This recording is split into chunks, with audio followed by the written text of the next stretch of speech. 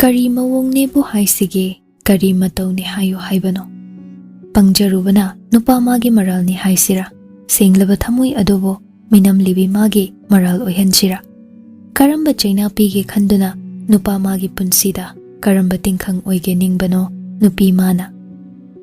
Silky do pakhatlabani adobo karisu khangdaba saduna leibani. Police station dani mayam du koi chenduna wadu maka phongdanaba hotnari. Srinivas amadi Sinthanugi machani haibaduda. Officer nupa du su khanglakpadagi paudu mana manil naihanda tumena wa tananaba hotnari khanghaude. Suras station duda thongambaga pulap lai aduga officer duga wari sananaba hotnari. Surasna, Sir, angang nupa sina tawraga ichanupi su yaisibu kaino. Maga pulap lakminabani adunani. Adu ada khangde aigi jaldi nupini mingchada mukthibada lori. Nupa sinabu oire fari oidre fari. Thigat piro pazana adu bai chan sidi buzakragi. Officer du sauna, "Hey, kaino nang haidubo? Taba yaribu war. Wase. Mana manil naidana ba hotnabani. Noina sum kaino taisibo. Nupi sinoiramadi nupa si jenramdri kamdoba." Ani duna mari yetnari duna thaiduna thongamba tapna silki amadi yaipubagi manakta changle. Thongamba yam ngamjadaba saduna ibungo yai. Ngasi tawrisibu karino. Aishu khangdi noigi thabak na droina chapado noina ingonda doise kaino. Thongamba taptha sanaraga pa khoisu ngasi matawsi gyan tadre. Adobui pa ngasi nangonda wam ta haijagi. Yaipubasu thongambagi tatu thajaraduna taptharaga haire. Hoi. Hoi hayo. Yengoi. Aigi chanupi sidi kashu khangjadabani. Hoi. Ipa khoina nangi soknaba si dawri adubu ipa so pai leitabanani adubu ichanupi se ngasi gi thaudoksina mingchat thianbadi langan ma chena halloisi yaipuba tumena ungduna lebliba silki de yengle ure tufak tufai ichan chanduna tofam khangda leblibado nungsiruba kaubanara masada nungaitaba phause yaipuba officer dugi manakta sacha changsilaga sir silki de thadokpikro madi nupi ma chena basi nungaitre.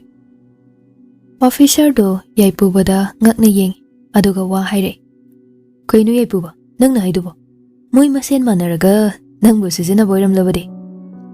Hoi oiram yai adu boiram dabasu yai aduna fajana thijin kisi aduga madi nupini na sumain thama nungaitre kona wari sai lijargi achumba singdu so haijargi. Officer do yaipubada hojik su ngakna dumak yengli ngakpatabani karamba thamoibu panbano khangde. Asukluraba matam asidaso yeknabada minungsi utpangamba nupasi ngakpatabani angang ama oina masakan janaba wakhal khandringaida mi kanbinaba hana hotnabasida ngakloidabasi kanano yaipubagi requesto hekta yaroi haibaso ngamdra officer duna aduna tapna haire yaipuba nangna hairido ayyabadi yargi adubu nang khanthako yardi sir chathanbikro hoi chathankrasi. Suras karimnana yaipubada yengduna chinglaga nokle silki kaisho haida uchuk yungbagum yungduna hojiksu leble masana tawjaridu karino hojiksu ma khangde thongamba yaipubada nungsine yengduna manak changsilaga tapna haire yaipuba nangi thamoi ipana masa khangle adubu handaki matang simadi nangna mai ngaklo ichagi tawbimal kawroi aikhoina ichagi di ima ipana hotnaduna wari siloisen kiba araibani adubo aikoi yaurakladi aikoi kanbinaba mi leite handaki simadi nangna mai ngaklo ko mabuk phattaba migi mangnaba tawbata natana thongamba madi mibu sumduna malanjadaba sabasu yam haire sumkhre yaipuba mabuso sumkhre apangba migi pukchil khangba ngamdriba angang nupa ado mana sumlamle adubo ngamgadrane mana sumduna asing basing ado kuina lotsinba ngamgadra mabo kari oirakani yaipuba magi punsi chatkre thongamba hoido makhoina chatkibado hanna faw yengde yaipuba tumin lukthaduna thongambana hairamliba sing ado hanjin ningsingduna kari tawgani khanduna male tanjaduda Srinivas amadi Sinthanusu station da jangle machana tumina ungduna leplaga lerambaduda Sinthanu sauna changsilaga kari tho ese aina loina ganuna haikrabana jo mina ngangba wase asukyamna tadrise karigino phajare ne naibak pungjau thinba tabani ꯑꯩꯈꯣꯏꯗꯤꯅꯦ ꯃꯥꯏ ꯊꯥꯡꯒꯠꯂꯒ ꯆꯠꯄꯁꯨ ꯉꯝꯃꯔꯣꯏ ꯄꯦꯜꯂꯨꯀꯣ ꯅꯪ ꯄꯦꯜꯂꯣ ꯌꯥꯏꯄꯨꯕ ꯃꯃꯥꯗ ꯀꯤꯅ ꯇꯞꯅ ꯌꯦꯡꯂꯛꯏ ꯃꯃꯥ ꯀꯃꯥꯏꯅ ꯇꯧꯗꯣꯏꯅꯣ ꯁꯤꯕꯨ ꯑꯩ ꯀꯩꯗꯧꯗꯣꯏꯅꯣ ꯈꯪꯗ꯭ꯔꯦ ꯑꯩ ꯑꯁꯦꯡꯕꯩ ꯀꯩꯅꯣ ꯇꯧꯔꯤꯁꯦ ꯈꯪꯗ꯭ꯔꯦ ꯁꯤꯟꯊꯥꯅꯣ ꯁꯥꯎꯅ ꯆꯩꯒꯦ ꯍꯥꯏꯅ ꯀꯥꯊꯣꯛꯂꯝꯕ ꯃꯌꯥꯗꯣ ꯁ꯭ꯔꯤꯅꯤꯕꯥꯁꯅ ꯇꯧꯒꯅꯣ ꯍꯥꯏꯅ ꯏꯪꯒꯤꯠ ꯄꯤꯔꯛꯄꯗꯨꯗ ꯇꯨꯃꯤꯟ ꯂꯩꯈ꯭ꯔꯦ ꯁ꯭ꯔꯤꯅꯤꯕꯥꯁ ꯇꯞꯅ ꯌꯥꯏꯄꯨꯕꯕꯨ ꯊꯦꯝꯖꯤꯜꯂꯛꯏ ꯌꯥꯏ ꯅꯪꯕꯨ ꯀꯔꯤꯃꯗ ꯈꯪꯍꯧꯗ꯭ꯔꯕꯣ ꯈꯪꯍꯧꯗ꯭ꯔꯦ ꯄꯥꯕꯨꯡ ꯀꯃꯥꯏꯅ ꯇꯧꯈꯤꯕꯅꯣꯁꯨ ꯑꯩ ꯒ꯭ꯌꯥꯟ ꯇꯥꯍꯧꯗ꯭ꯔꯦ ꯐꯔꯦ ꯐꯔꯦ ꯌꯥꯝ ꯍꯦꯟꯅ ꯈꯟꯖꯤꯜꯂꯔꯣꯏꯁꯦ ꯑꯗꯨꯕꯨ ꯅꯪ ꯑꯩꯈꯣꯏꯗ ꯋꯥ ꯂꯣꯠꯀꯅꯨ ꯃꯤ ꯀꯟꯅꯕ ꯍꯣꯠꯅꯕꯗ ꯏꯄꯥꯕꯨ ꯂꯨꯈꯥꯛ ꯀꯣꯝꯗ ꯆꯤꯡꯊꯒꯦ ꯈꯟꯒꯅꯨ ꯑꯐꯕ ꯑꯣꯏꯔꯣ ꯍꯣꯏ ꯕꯥꯕꯨ ꯁ꯭ꯔꯤꯅꯤꯕꯥꯁ ꯃꯆꯥꯒꯤ ꯃꯅꯥꯛꯇꯒꯤ ꯁꯤꯟꯊꯥꯅꯨꯕꯨ ꯄꯨꯗꯨꯅ ꯊꯣꯔꯛꯂꯦ ꯑꯗꯨꯒ ꯑꯣꯐꯤꯁꯔ ꯈꯔꯒ ꯋꯥ ꯈꯟꯅꯗꯨꯅ ꯂꯩꯈ꯭ꯔꯦ ꯌꯥꯏꯄꯨꯕꯅ ꯄꯨꯂꯤꯁ ꯀꯣꯟꯁꯇꯦꯕꯜ ꯑꯃꯅ ꯏꯟꯇ꯭ꯔꯣꯒꯦꯁꯟ ꯔꯨꯝꯗ ꯄꯨꯗꯨꯅ ꯆꯪꯈꯤ ꯁꯣꯝꯗꯅ ꯀꯝꯗꯧꯔꯤ ꯃꯁꯥꯒꯤꯗ ꯈꯟꯕ ꯃꯄꯥ ꯃꯆꯥ ꯑꯅꯤꯗꯣ ꯁꯤꯜꯀꯤ ꯄꯨꯗꯨꯅ ꯂꯥꯛꯂꯦ ꯑꯗꯨꯕꯨ ꯐꯠꯇꯕ ꯃꯤꯒꯤꯗꯤ ꯍꯤꯗꯥꯛ ꯂꯩꯇꯦ ꯍꯥꯏꯗꯨꯅꯤ ꯀꯔꯤ ꯑꯃꯨꯛ ꯇꯧꯕ ꯈꯟꯅꯔꯤ ꯁꯨꯔꯁ ꯃꯄꯥꯗ ꯑꯣꯟꯁꯤꯟꯗꯨꯅ ꯄꯥꯕꯨꯡ ꯃꯈꯥ ꯀꯃꯥꯏꯅ ꯇꯧꯗꯣꯏꯅꯣ ꯀꯥꯟꯅꯗꯕ ꯃꯤ ꯑꯃ ꯌꯣꯛꯂꯨꯕꯒꯤ ꯃꯍꯩ ꯃꯥꯡꯂꯦꯗꯅ ꯑꯗꯨꯛ ꯌꯥꯝꯕ ꯄꯩꯁꯥꯗꯣ ꯃꯥꯡꯉꯦꯗꯅ ꯀꯔꯤ ꯀꯥꯟꯅꯗꯣꯏꯅꯣ ꯃꯁꯤꯒꯤ ꯅꯨꯄꯤ ꯃꯆꯥ ꯑꯁꯤ ꯊꯝꯃꯒ ꯀꯔꯤꯝꯇ ꯀꯥꯟꯅꯗꯦ ꯃꯥꯁꯨ ꯑꯉꯥꯡꯅꯤꯅ ꯈꯪꯖꯗ ꯇꯧꯖꯩꯅꯤꯗ ꯀꯔꯤꯕꯨ ꯍꯥꯏꯔꯨꯅꯤ ꯏꯆꯟꯅ ꯇꯧꯕꯅꯤ ꯍꯟꯗꯛꯃꯨꯛꯇꯤ ꯉꯥꯛꯄꯤꯔꯁꯤ ꯑꯗꯨꯕꯨ ꯃꯈꯥ ꯇꯥꯅ ꯑꯁꯣꯏꯕ ꯂꯥꯛꯇꯅꯕ ꯍꯣꯠꯅꯕꯅ ꯐꯅꯤ ꯉꯥꯛꯄꯤꯕ ꯍꯥ ꯉꯥꯛꯄꯤꯕ ꯍꯥꯏꯕꯨ ꯀꯩꯅꯣ ꯑꯗꯨꯛ ꯌꯥꯝꯕ ꯄꯩꯁꯥꯁꯤꯡꯗꯨꯒꯤꯗꯤ ꯇꯣꯛꯈ꯭ꯔꯣ ꯌꯥꯏꯄꯨꯕꯅ ꯀꯔꯤꯒꯨꯝꯕ ꯃꯆꯤꯟ ꯊꯣꯛꯂꯛꯑꯗꯤ ꯑꯩꯈꯣꯏ ꯍꯤꯡꯐꯝ ꯂꯩꯔꯣꯏ ꯍꯥꯏꯕꯁꯤ ꯅꯣꯏ ꯈꯪꯗ꯭ꯔꯤ ꯀꯩꯒꯤꯅꯣ ꯄꯥꯕꯨꯡ ꯃꯥꯅ ꯂꯝ ꯍꯦꯜꯂꯛꯑꯗꯤ ꯃꯥ ꯃꯥꯡꯍꯟꯕ ꯇꯥꯕꯅꯤ ꯄꯥꯕꯨꯡꯒꯤ ꯃꯥꯡꯅꯕ ꯇꯧꯔꯛꯑꯗꯤ ꯌꯦꯡꯉꯨꯗꯅ ꯄꯥꯕꯨꯡ ꯀꯩꯁꯨ ꯇꯧꯔꯣꯏ ꯄꯥꯕꯨꯡ ꯍꯥꯏꯅꯔꯤꯕ ꯋꯥꯁꯤꯡꯗꯣ ꯇꯨꯃꯤꯟꯅ ꯐꯝꯗꯨꯅ ꯇꯥꯔꯝꯕ ꯁꯤꯜꯀꯤꯗꯣ ꯄꯥꯈꯠꯂꯛꯇꯨꯅ ꯍꯥꯊꯣ ꯃꯕꯨꯡꯗ ꯌꯥꯏꯄꯨꯕꯕꯨ ꯁꯣꯛꯇꯅꯕ ꯍꯥꯏꯖꯔꯛꯂꯝꯃꯤ ꯗꯗꯥ ꯀꯩꯅꯣ ꯅꯣꯏꯅ ꯈꯜꯂꯤꯗꯨꯕꯣ ꯀꯩꯅꯣꯕ ꯑꯩꯅ ꯅꯣꯏꯅ ꯍꯥꯏꯕ ꯌꯥꯔꯗꯤ ꯃꯥꯒ ꯂꯣꯏꯅꯕꯗ ꯀꯩꯁꯨ ꯀꯥꯏꯗꯦ ꯃꯉꯣꯟꯗ ꯀꯩꯁꯨ ꯇꯧꯔꯣꯏꯅ ꯍꯥꯏꯔꯤꯗꯨꯗꯤ ꯅꯣꯏꯅ ꯑꯗꯨꯒ ꯀꯩꯅꯣ ꯍꯧꯖꯤꯛꯅ ꯋꯥ ꯑꯣꯟꯊꯣꯔꯛꯏꯁꯤꯕꯣ ꯊꯧꯉꯝꯕ ꯁꯥꯎꯅ ꯂꯥꯎꯈꯠꯂꯦ ꯍꯩ ꯅꯄꯥ ꯑꯩꯕꯨ ꯀꯟꯕꯒ ꯀꯩꯁꯨ ꯂꯩꯇꯕ ꯅꯨꯄꯥ ꯃꯥ ꯀꯟꯕꯒ ꯀꯅꯥꯅ ꯍꯦꯟꯅ ꯂꯨꯒꯦ ꯅꯉꯣꯟꯗ ꯃꯥꯅ ꯃꯆꯤꯟ ꯊꯣꯛꯂꯗꯤ ꯑꯩꯈꯣꯏ ꯍꯤꯡꯐꯝ ꯂꯩꯔꯣꯏ ꯍꯥꯏꯕ ꯅꯪꯅ ꯈꯪꯗ꯭ꯔꯤꯁꯦ ꯀꯩꯒꯤꯅꯣ ꯍꯥ ꯄꯣꯛꯄꯒꯤ ꯃꯍꯩ ꯌꯥꯟꯗꯕ ꯃꯆꯥ ꯅꯪꯁꯨ ꯃꯥ ꯍꯥꯠꯄꯗ ꯄꯨꯂꯞ ꯍꯥꯠꯂꯣ ꯍꯥꯏꯕ꯭ꯔꯕ ꯅꯠꯇꯦ ꯕꯕꯥ ꯅꯣꯏ ꯌꯥꯏꯄꯨꯕꯗ ꯑꯔꯥꯟꯕ ꯇꯥꯍꯜꯂꯒ ꯑꯗꯨꯝꯅ ꯇꯧꯔꯗꯤ ꯑꯩꯈꯣꯏ ꯁꯣꯏꯗꯅ ꯄꯥꯞꯄꯨꯅꯤ ꯃꯉꯣꯟꯗ ꯍꯥꯏꯗꯣꯛꯇꯅꯕ ꯑꯩ ꯍꯥꯏꯒꯦ ꯑꯩ ꯃꯥꯒ ꯎꯅꯔꯒ ꯐꯖꯅ ꯍꯥꯏꯒꯦꯕ ꯊꯧꯉꯝꯕ ꯁꯥꯎꯅ ꯅꯪꯅꯅꯦ ꯑꯗꯨꯝꯅ ꯇꯧꯕ ꯉꯝꯂꯗꯤ ꯃꯥꯕꯨ ꯃꯇꯨ ꯅꯥꯝꯃ ꯁꯣꯛꯍꯜꯂꯣꯏꯅꯤ ꯉꯝꯗ꯭ꯔꯗꯤ ꯅꯪꯃꯁꯨ ꯃꯥꯁꯨ ꯄꯨꯂꯞ ꯍꯥꯠꯀꯅꯤ ꯍꯣꯏ ꯄꯥꯕꯨꯡ ꯑꯩ ꯃꯥꯒ ꯋꯥꯔꯤ ꯁꯥꯟꯅꯒꯦ ꯄꯥꯕꯨꯡꯒꯤ ꯁꯣꯛꯇꯅꯕ ꯑꯩ ꯇꯧꯍꯟꯒꯦꯕ ꯁꯤꯜꯀꯤꯅ ꯃꯄꯤ ꯇꯥꯅ ꯍꯥꯏꯖꯔꯛꯄꯅꯤ ꯌꯨꯝ ꯌꯧꯔꯗꯨꯅ ꯁꯨꯔꯁꯅ ꯇꯞꯅ ꯍꯥꯏꯔꯛꯏ ꯁꯤꯜꯀꯤ ꯆꯪꯉꯨ ꯌꯥꯔꯦ ꯁꯤꯜꯀꯤ ꯀꯩꯁꯨ ꯍꯥꯏꯔꯝꯗ ꯒꯥꯔꯤꯗꯒꯤ ꯀꯨꯝꯊꯗꯨꯅ ꯀꯞꯂꯒ ꯆꯪꯈ꯭ꯔꯦ ꯊꯧꯉꯝꯕ ꯁꯨꯔꯁꯇ ꯇꯞꯅ ꯇꯥꯟꯖꯥ ꯌꯦꯡꯉꯒ ꯌꯥꯏꯄꯨꯕꯕꯨ ꯑꯩꯈꯣꯏꯅ ꯐꯥꯖꯤꯟꯗꯕ ꯌꯥꯔꯣꯏ ꯁꯨꯔꯁ ꯃꯥ ꯌꯥꯝꯅ ꯈꯨꯔꯧ ꯊꯥꯡꯂꯛꯀꯅꯤ ꯍꯣꯏ ꯄꯥꯕꯨꯡ ꯑꯅꯤꯗꯨꯁꯨ ꯃꯥꯒꯤ ꯀꯥꯗ ꯆꯪꯅꯈ꯭ꯔꯦ ꯑꯗꯨꯕꯨ ꯌꯥꯏꯄꯨꯕꯕꯨ ꯐꯥꯅꯕ ꯄꯣꯔꯝꯗꯦ ꯌꯥꯠꯄ ꯍꯧꯈ꯭ꯔꯦ ꯁꯤꯜꯀꯤ ꯃꯥꯒꯤ ꯔꯨꯝꯗ ꯃꯃꯥꯒꯤ ꯐꯣꯇꯣꯗꯨ ꯀꯣꯟꯗꯨꯅ ꯀꯞꯂꯤ ꯃꯆꯤꯟꯗ ꯄꯦꯟꯗꯅꯁꯨ ꯁꯣꯜꯂꯝꯃꯤ ꯏꯃꯥ ꯑꯩꯅ ꯇꯧꯔꯤꯁꯦ ꯀꯩꯅꯣ ꯑꯩ ꯏꯁꯥꯅ ꯈꯪꯖꯗ꯭ꯔꯦ ꯏꯃꯥ ꯑꯩꯅ ꯃꯥꯗꯣ ꯌꯥꯏꯄꯨꯕꯗꯣ ꯃꯤꯅꯝꯂꯝꯃꯤ ꯃꯉꯣꯟꯗ ꯃꯔꯥꯜ ꯄꯤꯁꯤꯜꯂꯝꯂꯦ ꯏꯃꯥ ꯄꯥꯕꯨꯡꯒꯤ ꯐꯠꯇꯕ ꯊꯕꯛꯁꯤꯡꯗꯣ ꯑꯩꯅ ꯃꯥꯅ ꯇꯧꯍꯜꯂꯒ ꯃꯉꯣꯟꯗ ꯃꯔꯥꯜ ꯁꯤꯖꯤꯜꯂꯝꯃꯤ ꯃꯥꯒꯤ ꯊꯃꯣꯏꯗ ꯑꯩꯅ ꯁꯥꯟꯅꯔꯝꯂꯦ ꯏꯃꯥ ꯑꯩ ꯍꯧꯖꯤꯛ ꯀꯩꯗꯧꯗꯣꯏꯅꯣ ꯈꯪꯗ꯭ꯔꯦ ꯁꯤ ꯍꯥꯏꯔꯒ ꯄꯦꯟꯗꯅ ꯀꯞꯂꯛꯏ ꯈꯪꯂꯛꯏ ꯃꯥꯅ ꯇꯧꯔꯤꯁꯤꯡꯗꯨ ꯀꯔꯤꯅꯣ ꯍꯥꯏꯕ ꯐꯠꯇꯕ ꯃꯤꯒ ꯂꯣꯏꯅꯔꯨꯕꯅ ꯃꯁꯥꯅ ꯐꯠꯇꯕ ꯊꯕꯛ ꯅꯨꯄꯥ ꯃꯉꯣꯟꯗ ꯇꯧꯍꯜꯂꯤꯕꯁꯤꯡꯗꯨ ꯈꯪꯖꯔꯨꯗꯕꯅꯤ ꯃꯥꯗꯤ ꯑꯗꯨꯕꯨ ꯉꯁꯤꯒꯤ ꯊꯧꯗꯣꯛ ꯑꯃꯗ ꯌꯥꯏꯄꯨꯕ ꯃꯥꯒꯤ ꯇꯧꯐꯝ ꯈꯪꯗꯕ ꯁꯛꯐꯝ ꯑꯗꯨ ꯍꯟꯖꯤꯟ ꯃꯤꯠꯃꯥꯡꯗ ꯎꯗꯨꯅ ꯂꯩꯔꯤ ꯌꯥꯏꯄꯨꯕꯅ ꯃꯥꯕꯨ ꯀꯌꯥꯝ ꯂꯨꯅ ꯈꯟꯖꯩ ꯅꯤꯡꯖꯩ ꯍꯥꯏꯕ ꯃꯥꯁꯨ ꯈꯪꯏ ꯉꯁꯤꯗꯤ ꯃꯁꯥꯅ ꯒ꯭ꯌꯥꯟ ꯂꯥꯛꯆꯔꯦ ꯌꯥꯏꯄꯨꯕꯅꯗꯤ ꯃꯥꯒꯤ ꯐꯅꯕꯇ ꯈꯟꯕꯤ ꯃꯥꯅ ꯍꯥꯏꯕꯗ ꯌꯥꯗꯨꯅ ꯂꯩ ꯑꯗꯨꯒ ꯃꯥꯅꯗꯤ ꯌꯥꯏꯄꯨꯕꯕꯨ ꯍꯟꯖꯤꯟ ꯃꯤꯅꯝꯗꯨꯅ ꯊꯝꯕꯤ ꯑꯣꯏꯔꯣꯏꯗꯕ ꯃꯪꯂꯥꯟꯗ ꯇꯥꯎꯍꯟꯗꯨꯅ ꯌꯥꯏꯄꯨꯕꯕꯨ ꯃꯥꯅ ꯐꯥꯖꯤꯟꯗꯨꯅ ꯊꯝꯈꯤ ꯑꯗꯨꯒ ꯉꯁꯤꯅ ꯃꯔꯥꯜ ꯂꯩꯇꯕ ꯃꯥꯕꯨ ꯃꯔꯥꯜ ꯂꯩꯔꯕ ꯃꯤ ꯑꯃ ꯑꯣꯏꯍꯟꯗꯨꯅ ꯃꯁꯥ ꯈꯛꯀꯤ ꯈꯟꯗꯨꯅ ꯍꯟꯅ ꯌꯦꯡꯂꯝꯗ ꯅꯨꯄꯥ ꯃꯥꯒꯤ ꯀꯔꯤꯁꯨ ꯈꯟꯕꯤꯔꯝꯗ ꯃꯥ ꯍꯤꯡꯉꯗꯤ ꯌꯥꯔꯦ ꯈꯟꯗꯨꯅ ꯍꯨꯟꯇꯣꯛꯂꯝꯂꯦ ꯅꯤꯡꯉꯝꯂꯛꯇ꯭ꯔꯦ ꯅꯨꯄꯤꯗꯣ ꯃꯆꯤꯟꯗ ꯑꯃꯨꯛ ꯇꯞꯅ ꯁꯣꯜꯂꯤ ꯏꯃꯥꯒ ꯅꯪꯒ ꯈꯛꯇꯅꯤ ꯑꯩꯕꯨ ꯇꯁꯦꯡꯅ ꯅꯨꯡꯁꯤꯕꯤꯕ ꯑꯩ ꯅꯣꯏ ꯑꯅꯤꯕꯨ ꯀꯟꯗꯕ ꯌꯥꯗꯦ ꯌꯥꯏ ꯅꯪꯕꯨ ꯑꯩꯅ ꯀꯟꯗꯕ ꯌꯥꯗꯦ nang asing mahidoklamganuko. Police station dani mayamdo mahay matha sanare. Sinthano sauna lairiba Joshi du dangangli. Kari no noina tawramisibo. Kaidobagi nupi machadu thadokhrino. Magi family se ekhoina hana dagi suspect obduna leirabani. Madam, aisu kari haiduno khangdabani. Mayambaga mapagana nupi adu thado haiba khaktoiradi thadom. Aduda yaipubana machinna nupi du thadokro madi sigi thabaksida chena de harapani.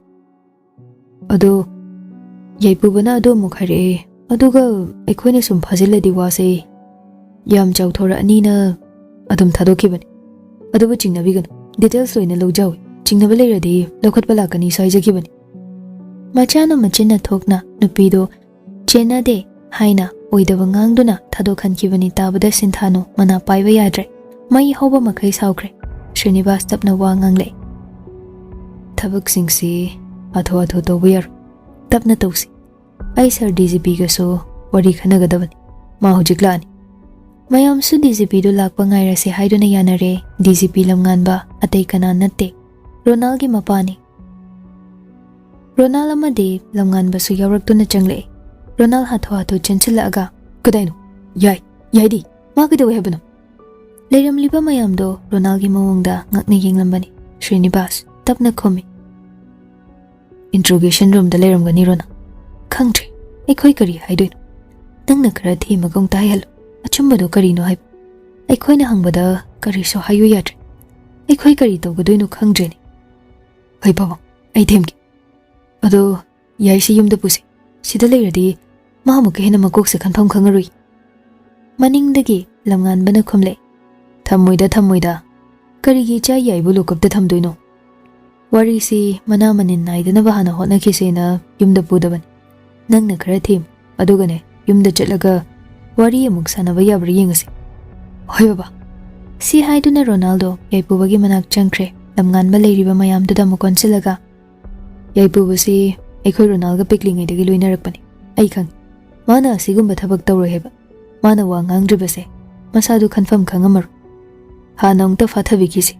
Aduga wari se hangdoknaba. Yaipuba. Yai. Nang kamay doino bai? Yaipuba Ronalda pira thanglaga yengkhalai. Aduba ma wadi ngangde. Ronald yaipuba bu themjinduna. Os si khakibu nupa mande daibo. Mayamna phanaba main sinjanisi. Nangi bu achumba ngangbasi khaktani. Ronald. Ai yam wari. Ronald khangi yaipuba hujikti masadu pendabana thalli. Adunani mana wa phawba ngangda tumina ungduna leibado. Adubu hena masado khanjilaga afaba oirakloi khanbagi asumna wa haire. Hujikidi yumjasi. Aduga chaka jaragane nina dana nangwari se makha chatharsi. Lao hogalo. Ronald yaipuba bu chingduna puthore. Aduga leiriba mayamda onsinduna. Noi thokku thigalo. Aidi yaipuba yumda purani. Noi khuthamsidi mi ngawbadabani.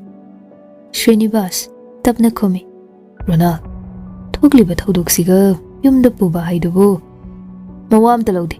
Noi khangina dro. Yaipubagi nateba. Farabane farido. Mapudu lakyanom di mangamani dana. Farabane. Mi yam sizina ningbai. Noina puba yaro haraso aina purani. Yaipubada maral sizin bayar. Lamnganba macha Ronalgi pingatliba mawngduda noklaga. Pune. Kanana thingdoiba. Puro. Icha yaido. Aikhoida oina. Mayumdadi purun. Ma WakhaL khanjilani. Aikhoida ne. Nungaina hek leiminaro nanga. Aduga ipa khoiga wa tananaba. Yaipubada mukonsiduna. Pagi yai. Yena khanjinganuda. Karibu tawjarunegi. Moisigi drug kharasina. Aikhoi mayam leirisini. Chaka phajana chathogane. Natawga potharamuko. Hoi baba. As yare he nangsu. Khara sed oiradi. Imu kaidu taradi. Athi wari ngakdani. Mawam talaude. Lausi yai. Si haiduna yaipubado. Kanamtada hanna yengda Ronald na puduna chatkre. Ngamkide. Kanamtada moibu thingba.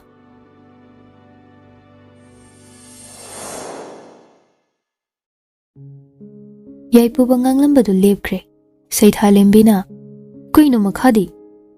Angang ni kaina. Hainu win tawradana. Makhakuna. Asidi dacha wari nga. As.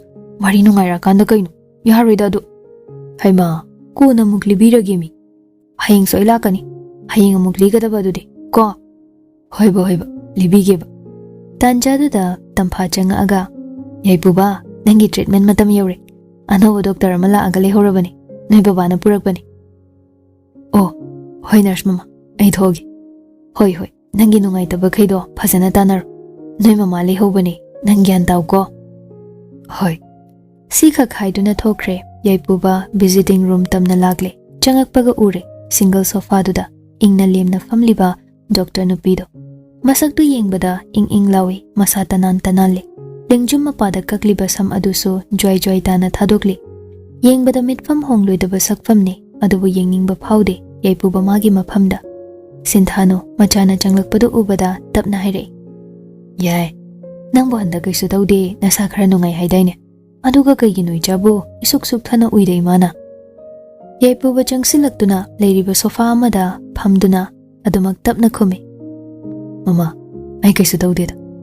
hoi handak isa khara nungai Srinivasna phare phare ichana handak hakchang khara nungai hairisi nangi mama nurse tugane ipaga su wari sanarabani mana nangi trauma si yengnaba doctor amadi adumak darkar tai haibaduda ipa khoina sendunane nangbu doctor ibemasina laying hangena hainarabani sidaidi icha yumda leiba yaranida hai baba noi ani si ngasi masa khangnangi adugane ibemasina nang yumda leitringai nangi condition haifet khangninge haibagi ipa na ngasi puduna laklisin noi ani sa khangnogo yaipuba tapna doctor nupi du de yengle doctor nupi du so yaipuba de yengduna ing lawa minok ama nokle aduga hai yaipuba ai doctor len thaingambi aini nangbu yengdoise aduna phasana corporation pinasi ko hoi doctor nangdi yam gyan tana uida yaipuba nokpada maknokle tanjaduda saithalembi moina leiriba kadu tamna lauraga chenchile dachao ayum chalage yaipuba angang dugi mataudu yenglaga noktuna hey angang tuni ne nangbo tamna lakpa yadro as I am Turi adoini adose si hairaga yaipubagi makhuttu tap lauduna candy khara makhutta pire aduga muk makhatare thawai nungai trakanda si chawko thawai nungai naba aisu chai aduga ne ai hayeng lakani ngairam ngauram ganu ko hayeng wari makhali gadabani ko da chawko ngasida thengnaba angang duna mangonda tawrakli singdo yaipuba nungsiba amasu yauri noktuna khumi hoi phani sanai bema ai leijaramgi gyan dana good boy maram amuko ai dong na da chao chalo ki bye bye hoi bye bye da chao bye bye hey tamna chalo mi sei tha nangbo lauduna lehore yaipuba so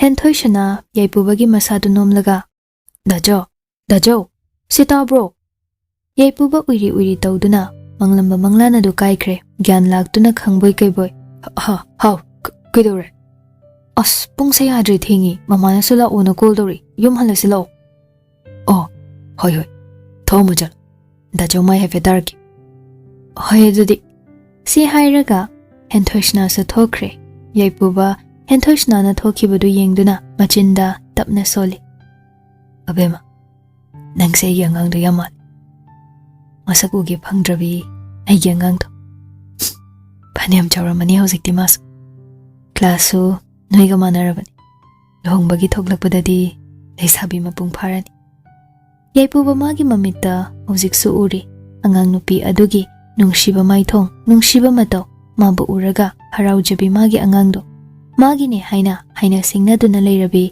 magi angangdo